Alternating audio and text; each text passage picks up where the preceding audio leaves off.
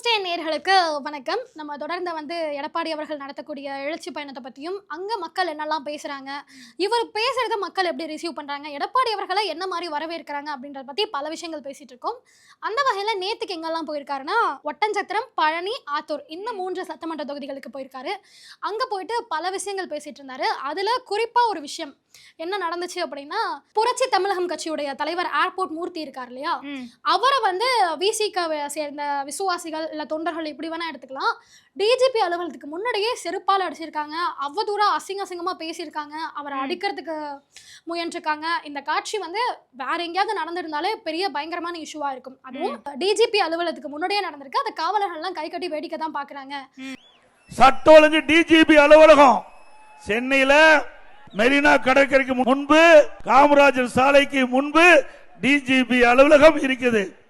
அதுல ஏர்போர்ட் மூர்த்தி என்பவர் அங்கே சென்று கொண்டிருக்கின்றார். அந்த சாலையிலே சில பேர் அவள் மீது கடுமையாக தாக்கப்படுகிறார். அங்கே காவல் அதிகாரிகள் இருக்கின்றார்கள், வேடிக்கை பார்த்து கொண்டிருக்கின்றார்கள். எங்கே சட்டம் ஒழுங்கு தமிழகத்தில் இருக்குது? ஒரு டிஜிபி அலுவலகத்துக்கு முன்பாகவே ஒருவரை தாக்கப்படுகிறார் என்று சொன்னால் தமிழகம் இருக்கின்ற மக்களுக்கு என்ன பாதுகாப்பு இருக்கு என்பதை எண்ணி பார்க்க வேண்டும்.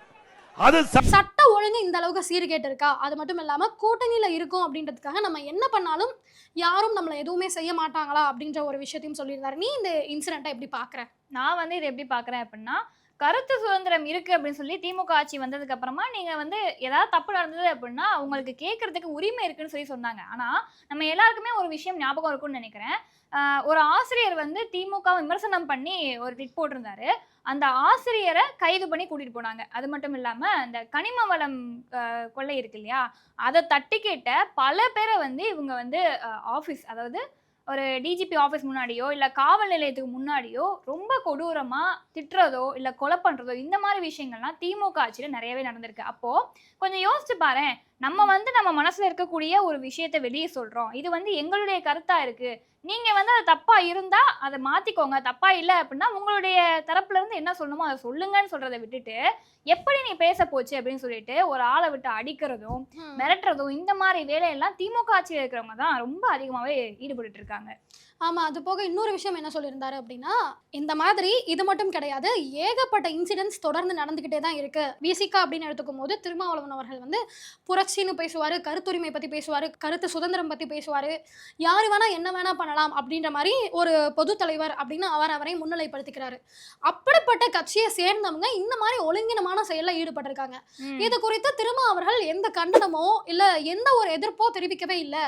அப்போ திருமா அவர்கள் தான் வெளியே ஒரு வேஷம் போட்டுக்கிட்டு தான் தொண்டர்களை வச்சு இந்த மாதிரி தூண்டி விட்டு இந்த மாதிரியான சம்பவங்கள் நடக்கிறதுக்கு ஒரு காரணமா இருக்காரா, இந்த மாதிரியான சம்பவங்களை ஈடுபடுறாரா அப்படின்ற ஒரு கேள்வியுமே பாக்குற பொதுமக்களுக்கு மத்தியில எழுமதான் செய்யுது. இல்ல அவருக்குமே ஒரு ஆசை இருந்திருக்குமோ என்னமோ, என்னை பத்தி யாரெல்லாம் கொஞ்சம் அவதூறா பேசுறாங்களோ நீங்க அவங்கள போயிட்டு ஏதாவது பண்ணிடுங்க அப்படின்னு சொல்லிட்டு அவர் இப்ப அமைதியா இருக்கிறத பார்த்தா நமக்கு அப்படிதான் தோணுது. அது மட்டும் இல்லாம அவர் சனாதனத்தை ஒழிப்போம் அப்படின்னு சொல்லிட்டு சனாதன தர்மத்தை நம்ம ஒழிக்கணும்னு சொல்லிட்டு ஒரு குரல் கொடுத்தாரு.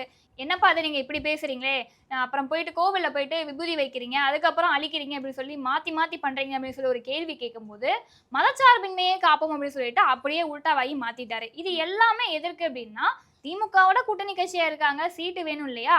இதுல பி சண்முகம் அவர்களும் சிபிஐஎம் தரப்புல இருக்கக்கூடிய மாநில தலைவர் பி சண்முகம் அவர்களுமே ஒரு விஷயம் தெரிவிச்சிருந்தாரு. எங்களுக்கு ஆளுங்கட்சி தரப்புல இருந்து அமௌண்ட் வரதாங்க செய்யும், நாங்க வாங்க தான் செய்வோம், எங்களுக்குன்னு இத்தனை சீட்டு வேணும், நாங்க கேட்க தான் செய்வோம் அப்படின்னு சொல்லிட்டு ஓப்பன் டாக்கா பேசியிருந்தாரு. அப்போ நீங்க ஆளுங்கட்சியோட கூட்டணியிலே இருக்கணும், பதவி அப்படின்றது வேணும் அப்படின்றதுக்காக என்ன வேணா செய்வீங்களோ அப்படின்றது தான் தோணுது. ஆமா, இது போக இன்னொரு விஷயம் என்ன சொல்லியிருந்தாரு அப்படின்னா, இப்போ சமீபத்துல ஊராட்சி திமுகவை சேர்ந்த ஊராட்சி மன்ற தலைவி பாரதின்றவங்க அவங்க ஊராட்சி மன்ற தலைவியா இருந்துகிட்டே நகை திருடி இருக்காங்க.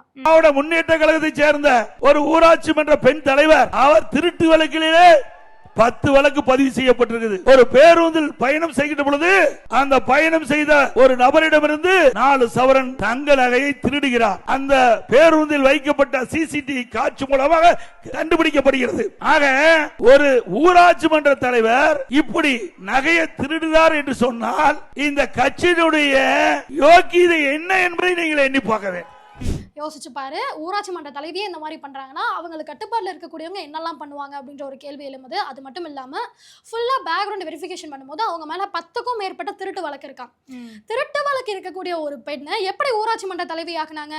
இந்த மாதிரி யாரெல்லாம் எந்தெந்த குற்ற சம்பவங்கள்லாம் ஈடுபட்டிருக்காங்களோ அவங்கள மட்டும்தான் தேடி தேடி திமுக பதவி கொடுக்குதோ, அவங்களுக்கு மட்டும்தான் இந்த மாதிரி பதவி வழங்குறாங்களோ அப்படின்ற ஒரு குற்றச்சாட்டும் தொடர்ந்து எழுந்துகிட்டே தான் இருக்கு. இதையுமே எடப்பாடி அவர்கள் வந்து தெளிவா பேசியிருந்தாரு. இது முதல் மட்டும் கிடையாது.